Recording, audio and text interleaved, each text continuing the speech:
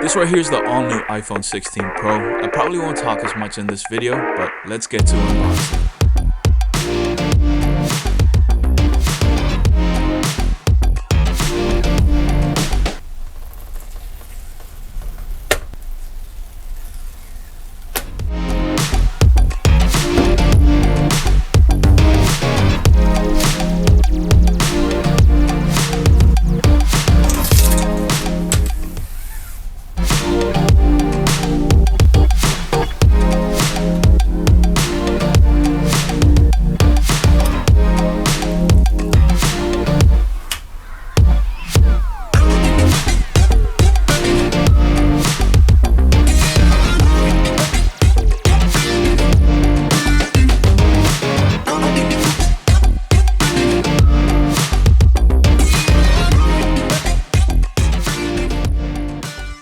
Here's a quick color and size comparison with my 2-year-old iPhone 14 Pro Max, which comes in space black, while the iPhone 16 Pro comes in the new black titanium colorway. They look pretty much the same. Depending on the lighting, there's a slight difference in shade, but it's super hard to see. They look quite similar, pretty much the same, I would say. As for the screen size, the 16 Pro screen did get a slight increase, 0.2 inches bigger from the iPhone 15 Pro and the 14 Pro, which comes with a 6.1 inch display. Now comparing this with the iPhone 14 Pro Max with the 6.7 inch display, you can see there's a pretty big size difference here. It's good to see how they were able to fit a bigger screen on the iPhone 16 Pro in still a smaller form factor and with thinner bezels now. The iPhone 16 Pro and the Pro Max comes with thinner bezels. Another new feature for me, or for anyone coming from an iPhone 14 Pro Max or 14 Pro, will be the new action button. This button allows users to quickly access various functions by pressing and holding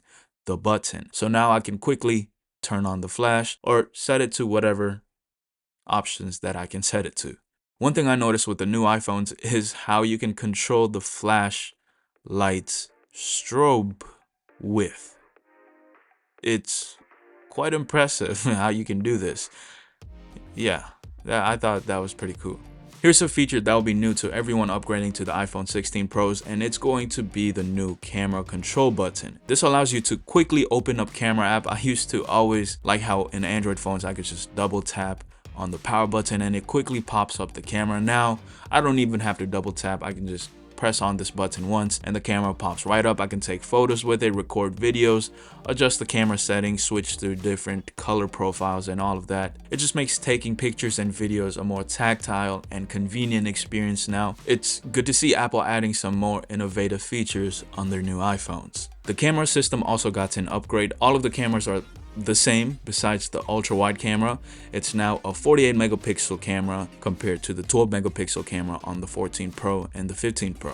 Now the iPhone 16 Pro is capable of shooting in 4K at 120 frames per second compared to 4K 60 on the older iPhones. The Wi-Fi also got an upgrade from Wi-Fi 6 on the iPhone 14 Pro to Wi-Fi 6E to the iPhone 15 Pro, now to Wi-Fi 7 on the iPhone 16 Pro. The battery is also slightly bigger on the 16 Pro, from 3200 mAh on the iPhone 14 Pro to 3582 mAh on the iPhone 16 Pro, while the iPhone 15 Pro has 3274 mAh battery. Now the iPhone 16 Pro is rated to last up to 27 hours of video playback time, while the iPhone 15 Pro and the 14 Pro were rated to last up to 23 hours of video playback.